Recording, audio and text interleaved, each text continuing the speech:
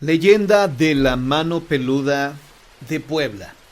El Monte de Piedad fue fundado por don Pedro Romero de Terreros, conde de la Regla, en el año de 1775 y ubicado en la Ciudad de México, con la única finalidad de ayudar a la gente necesitada, dándole un poco de dinero para que pudiera sobrellevar sus penas. Don Pedro Romero no era un hombre aprovechado, sino un hombre que protegía del mejor modo a los más pobres. De la misma manera era don Alejandro Ruiz Olavarrieta, quien también creó un Monte de Piedad, aunque éste lo hizo tiempo después en la ciudad de Puebla, en el año 1890. Pero como gente aprovechada siempre ha habido en este mundo, no faltaron aquellos que vieron en dicho acto noble la mejor manera de conseguir ganancias a costa de las necesidades de muchísimas personas. Y fue así como empezaron a abundar en el país negocios que dejaban a sus avariciosos dueños ganancias exorbitantes. Los fundadores de aquel tipo de negocios, llamados Montepíos, no encontraron mejores aliados que las autoridades que estaban al servicio del gobierno de Porfirio Díaz, quienes también se beneficiaban de una u otra manera otorgando permisos, licencias y toda clase de documentos legales que permitieran la apertura de semejantes fuentes de dinero. Pese a los inspectores que se encargaban de observar que todo se manejara con rectitud y estuviera en orden en las casas de empeño del Monte de Piedad, esto no era posible, ya que generalmente entregaban a los pobres muy poco dinero por sus bienes. También era frecuente que el producto nunca volviera a las manos de su legítimo propietario, porque los hábiles estafadores se quedaban con él con el pretexto de que el plazo había vencido, o daban por perdido el artículo por considerarlo de poco valor. Y obviamente, todo lo que no se devolvía llegaba a manos de quienes regenteaban dichos negocios de préstamo. Pero a pesar de esto, esta actividad crecía y crecía, mientras en las calles se iban fraguando las revueltas de la lucha revolucionaria. Horta Villa, uno de los hombres más ricos de la ciudad de Puebla de aquella época, que tenía tanto pelo en el cuerpo que parecía mono, era dueño de la casa comercial Villa, ubicada en la calle de Merino. Horta estaba casado con una mujer que hablaba de un modo tan torpe y atorado que todo el mundo le llamaba la gangosa. El señor Horta no era muy querido en esa ciudad, dada su prepotencia, y ese modo suyo de demostrar su riqueza, ostentándola de manera tan grosera como cubrirse los dedos de las manos con llamativos anillos de oro o colgarse piedras preciosas de todos los colores y tamaños. La historia se convierte en leyenda cuando el avaro Horta muere. No se sabe si la gente miente para oscurecer aún más la historia de este hombre o si realmente lo que aquí se narra sea verdad. Pero lo que sí es cierto es que actualmente la historia de la mano peluda se escucha en todos los rincones de México. Cuenta la leyenda que en el cementerio de San Francisco, de una tumba, cuando llega la medianoche, escapa únicamente la mano de los restos de la persona que ahí reposa. La mano, luego de traspasar la barda que rodea el cementerio, sale del camposanto y se dirige hacia las calles de Puebla, por donde la horrible mano peluda corre sobre los dedos y al encontrar a alguna persona se le trepa a la cara, le arranca los ojos y luego la ahorca. Enrique Cordero, quien juró y perjuró que tuvo la oportunidad de ver este hecho con sus propios ojos, escribió esta historia. Este hombre se distinguía por dos características muy singulares. Tenía los dientes saltones como de caballo y llevaba unos lentes de fondo de botella. Sin embargo, tenía un corazón muy noble, pues a pesar de que no nadaba en dinero, lo poco que poseía lo dedicaba a realizar obras de beneficencia. Era un hombre curioso, por lo que luego de conocer la historia, quiso saber por qué había una mano peluda corriendo por las calles poblanas durante la noche, de modo que fue con el sepulturero del cementerio de San Francisco para enterarse. El sepulturero le contó lo siguiente: todas las noches sale del sepulcro una mano y puede verse que en sus dedos lleva muchos anillos de piedras preciosas. En cuanto sale de la tumba, vuela a sus presas, que generalmente son personas de malos sentimientos, y luego las persigue corriendo tras de ellas por las calles. Pero no solo es una mano, sino parte del brazo que lleva aún sangre negra y reseca que le da un aspecto espeluznante. Enrique, sin embargo, no sabía que el sepulturero, quien emitía una pestilencia por la boca que dejaba sin respiro al pobre escritor, le mentía. A pesar de todo, no se sintió satisfecho con la explicación del hombre, así que decidió investigar por su propia cuenta hasta llegar al fondo del asunto. Luego de averiguar por aquí y allá, empezó a atar cabos y llegó a la conclusión de que la misteriosa mano peluda, al parecer, había pertenecido a un hombre que en vida había gozado de muy buena situación económica y que ahora se vengaba de todos sus enemigos, asesinándolos después de perseguirlos en medio de la oscura noche. Para completar su investigación, Enrique se dirigió al depósito de cadáveres, donde prosiguió sus pesquisas y averiguó el nombre de las víctimas de la mano peluda. Y ¡oh sorpresa! Comenzó a hallar coincidencias entre ellos, cosa que hasta ese momento las autoridades que investigaban los crímenes no habían hallado. De todos los muertos que se habían encontrado, fueron 3 los que más llamaban su atención. Un indígena de apellido Zambrano, que fue el primero que murió. El segundo fue Venustino, y el tercero era uno de los 2 hermanos Calasanz.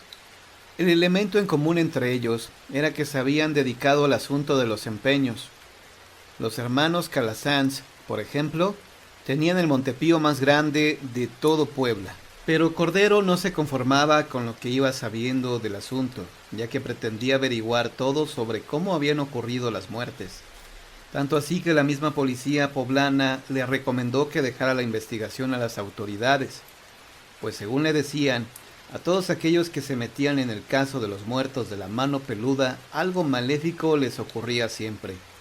Cordero, amigo de la verdad, no se rendía ante estos comentarios y empezó a creer que lo que pasaba era que en realidad existía un posible convenio de intereses entre la policía y algún hombre poderoso que era el verdadero culpable de los asesinatos. Decidió entonces ir al cementerio y ver qué era lo que ocurría. Para entrar al cementerio de San Francisco, Enrique se trepó por la barda y se sentó a esperar. Así permaneció durante un buen rato hasta que sonaron las 12 campanadas en el reloj de la catedral, y al no ver nada extraño y ya agotado por la espera, decidió que lo mejor era irse, por lo que se fue a su casa a dormir. Pero justo cuando iba a acostarse, escuchó en la ventana de su cuarto un ruido que poco a poco se hacía más audible. Parecía como si unas uñas desesperadamente estuvieran rasguñando el mosquitero de alambre. Cordero, valiente como era, no se asustó por aquella pequeñez. Pensó que se trataba de un pobre e indefenso murciélago atrapado en el mosquitero. Entonces se acercó a la ventana con la intención de liberar al animalito, pero nueva sorpresa. La que le saltó directamente a la cara fue la mano peluda que le dijo con voz sepulcral: «Te mataré por meterte en lo que no te importa, por tratar de delatarme. Morirás porque eres un mal hombre». Al mismo tiempo que la mano le gritaba, le apretaba el cuello para matarlo. Pero Enrique Cordero fue más hábil que su enemiga y atinó a decir con todo su esfuerzo: «No puedes hacerme daño, porque soy un hombre bueno». Y cuando terminó de pronunciar estas palabras, la mano peluda le soltó el cuello. La mano peluda, convencida de lo que Enrique decía, y en vista de que no podía matarlo, decidió sacarle los ojos para que ya no se metiera en lo que no le importaba. El hombre quedó con 2 huecos en la cara, de los que escurría mucha sangre. La mano se retiró del lugar dando grandes carcajadas. Enrique Cordero, entonces ya sin ojos, no pudo seguir trabajando, por lo que decidió que sería mejor refugiarse en un convento y dedicarse a la meditación y a la oración por el resto de su vida. Los rumores que en torno a la mano peluda corrían eran que ésta pertenecía a un alma en pena que estaba castigada por haber despojado a mucha gente pobre de sus bienes, razón por la cual un gran número de personas pretendieron cazarla con la intención de apoderarse de las riquezas de este extraño. También se decía que la mano peluda era el ánima del que en vida regenteara el Montepío de la calle Merino, la casa comercial de los Villa, y que por haber desvalijado a tanta gente pobre, estaba condenada a penar. Fue precisamente esta ignorancia la que hizo que la mano peluda escapara de las cadenas del cementerio de San Francisco. Y era tanto el fervor que ocasionaba la mano que muchos sacaban beneficio del asunto, asegurando que la habían visto u oído, o incluso que habían hablado con ella. Sea como fuera, la mano peluda huyó y por mucho tiempo no se supo de ella. Pero tiempo después algo grave sucedió en la ciudad de Puebla. Una noche el segundo de los hermanos Calasanz se encontraba cerrando la casa de empeño del Portalillo, acompañado por 2 guardaespaldas que cuidaban de él mientras cerraba, para que nadie pudiera asaltarlo. Poco antes de que llegara a su casa, cerca del palacete, ubicado entre la Pinacoteca Virreinal y el Teatro Principal, se escuchó un grito: ¡Auxilio! ¡Auxilio!, al que siguió inmediatamente un triste quejido. Calasanz y sus guardaespaldas llegaron al final del callejón y se encontraron a un hombre tirado en el suelo, que entre llantos se lamentaba diciendo: la mano peluda regresó, me atacó. Los 3 hombres rieron a carcajadas burlándose del hombre, pues sabían que la mano peluda no existía, ya que ellos eran los responsables de la leyenda que habían inventado con el propósito de ocultar los asesinatos de sus rivales. Llegaron pues a la casa de Calasanz y ahí festejaron el asunto comiendo y bebiendo. Estaban tan contentos y alegres que casi no escucharon unos ruidos afuera de la casa. Pero el ruidillo, que en un principio no era muy intenso, poco a poco iba en aumento. ¡Ah, ratas cochinas!, exclamó Calasanz, mientras el sonido había cambiado de lugar y provenía de la puerta principal. El guardaespaldas, que parecía más fuerte, alistó su arma y fue a ver qué pasaba. Abrió entonces la puerta. Un brazo amputado, ensangrentado y peludo apareció a sus pies. Al principio, al guarura solo le produjo un asco horrible, pero al ver a la mano con tantos anillos que parecían muy finos, el asco desapareció y decidió recogerla y mostrársela a los otros 2 hombres. «Miren», dijo a los 2, «alguien aventó esta porquería a la casa, y vean qué hermosos anillos». Entonces la mano, como si hubiera despertado, brincó al rostro del robusto guardaespaldas y le sacó los ojos completitos, dejando en la cara del hombre solo 2 hoyos chorreantes de sangre. Los otros, al ver la escena, quedaron aterrados y llenos de pánico, y justo cuando el otro guardaespaldas iba a salir corriendo por la puerta para salvar su vida, sin importarle la de su patrón, la mano le brincó de igual manera y también le sacó los ojos. Sin embargo, si no hubiera sido por esto, Calasanz no hubiese podido escapar como lo hizo. Salió de su casa a todo correr y fue a buscar refugio detrás de la catedral. Todo Puebla pensaba que Calasanz había asesinado a sus 2 empleados, pero él negó todo y en realidad decía la verdad, pues no era el culpable de aquellos 2 crímenes. Lo primero que hizo Calasanz fue vender cuanto poseía y luego se fue a vivir a Atlisco para llevar una vida totalmente consagrada a la misericordia. Durante un buen tiempo, los hermanos Calasanz, antes de dormir, no dejaron de revisar toda la casa. Pedían por todos los medios que las puertas y ventanas permanecieran cerradas toda la noche, y además daban monedas a los pobres para que la mano peluda no se les apareciera. Fue esta la única forma de proteger su vida, pues ya suficiente miedo habían padecido cuando llevaban una vida poco noble. Las Agapitas, leyenda de Aguascalientes. Cuenta la leyenda que en el siglo XVII, en la villa de la Asunción de las Aguascalientes, había varios mesones para forasteros, con caballerizas donde también se atendían a caballos y mulas con pastura y agua.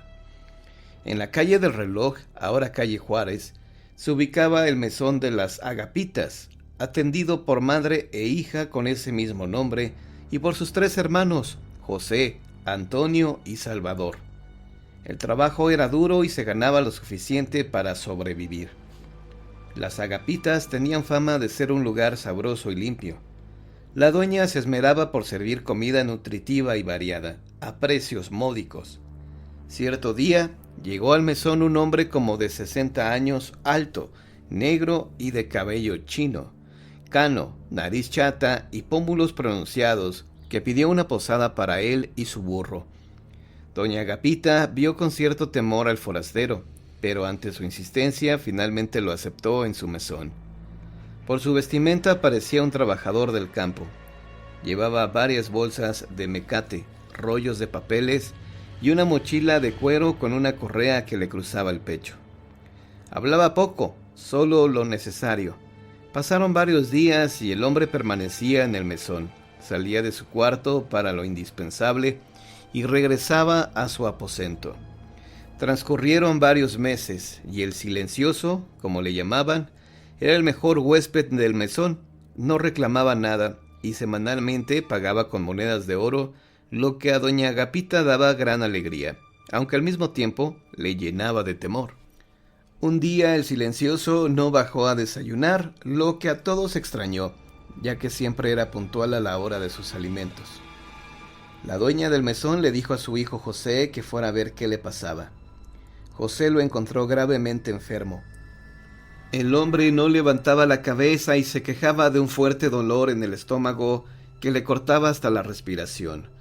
El muchacho le avisó a su madre, quien le aplicó toda clase de remedios caseros. Sin embargo, no mejoró. José, el hijo de la dueña, se convirtió en su enfermero y una noche en la que el huésped agonizaba, le confesó su historia, haciéndolo depositario de los bienes materiales que tenía a su cuidado. Le contó que desde muy joven sirvió a una familia de españoles que vivía en Zacatecas y amasó una gran fortuna.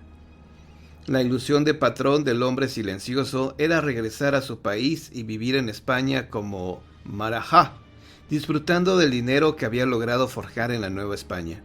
Pero no fue así. Su esposa falleció repentinamente y el hombre no quiso trabajar más.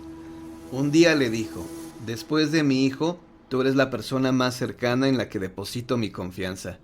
Ya que no puedo llevar conmigo mi fortuna, haremos un escondite en el Cerro de los Gallos, y ahí ocultaremos el oro y la plata. Fue un trabajo de mucho tiempo. Lo realizábamos en la noche para que nadie se diera cuenta de lo que hacíamos. Una vez que lo terminamos, me hizo el depositario del tesoro. Nos despedimos con lágrimas en los ojos y después de darnos un abrazo de amigos, mi patrón se fue y yo me quedé esperando su regreso. Le contó que su vida había sido muy solitaria, que había vivido como ermitaño, cerca del lugar donde estaba enterrado el tesoro, vigilándolo como un verdadero centinela, pero que como últimamente se sentía enfermo, un día decidió irse a vivir a Aguascalientes para aliviarse. Así es como llegó al mesón de las Agapitas, en donde fue recibido con afecto por los dueños del lugar. El hombre silencioso le pidió a José cuidar de la fortuna del señor González, ya que estaba seguro de que algún día su patrón regresaría por ella. Le solicitaba que le dijera al señor González que de la fortuna solo había tomado lo indispensable para sobrevivir, así como se lo había prometido, y que hasta el último minuto de su vida le había sido fiel. Solo la muerte le había hecho romper su promesa. El hombre hizo jurar a José que cumpliría al pie de la letra su encargo, y le dijo que así como él había hecho, podría tomar solo las monedas necesarias para vivir, sin extraer más de lo indispensable. Este hombre le entregó al hijo mayor de doña Agapita un mapa para que conociera el lugar y desde lejos lo vigilara. Le regaló su burro y sus pocas pertenencias. Ese día, antes de la medianoche, falleció el fiel mozo del señor González. Posteriormente se le hizo un decoroso entierro, y por varios días se habló de su paso por el mesón de las Agapitas. José estaba inquieto, y a nadie habló del secreto del silencioso. Por las noches estudiaba el plano que esta persona le había dejado, y recordaba palabra por palabra lo que le había dicho. No se atrevía a investigar el lugar donde estaba escondido aquel dinero, hasta que un día dijo a su madre que iba a San Juan de los Lagos a pagar una manda. Tomó el burro que le dio esta persona, así como el mapa, y se fue. Llegó a la falda del Cerro de los Gallos, dio vuelta al poniente hasta desembocar al río de San Pedro, subió el cerro y al llegar casi a la cumbre, descubrió una meseta, donde encontró un pino. A los 20 metros se encontró con una maleza, y después con una hilera de nopales. Al final de esta había una tapa grande con un tornillo de fierro, que tuvo que destornillar. Por ahí bajó a un pequeño túnel que lo llevó a una puerta. Al abrirla, encontró una escalera que bajaba, y al final se encontraban 2 cuartos, de 1,5 metros cada uno, cerrados con puertas de fierro. Tenía las llaves pegadas. Unas eran de bronce y otras de fierro. En las de bronce había monedas de oro y en las de fierro monedas de plata. José casi enloquece al encontrar dicho tesoro. Se llevó todas las monedas de oro que cupieron en su mochila y cargó al burro con barras de plata y oro. Lentamente llegó al mesón y les dijo a todos que había encontrado el tesoro accidentalmente. El mesón de las Agapitas se transformó notablemente. Se convirtió en un hotel de lujo, y tanto doña Agapita como su hija se dedicaron más bien a la vida social, porque ahora tenían servidumbre que se encargaba de las labores del mesón. Fue un cambio total en la vida de esas familias. Un día que José había bebido mucho y se encontraba eufórico y trastornado, les platicó a sus hermanos, Antonio y Salvador, el gran secreto de esta persona, del silencioso, el cual ahora él era el depositario. Los hermanos aprovecharon que José estaba borracho y le robaron el plano, dispusieron una recua de mulas y se dirigieron al Cerro de los Gallos. Pasaban los días y los jóvenes no regresaban.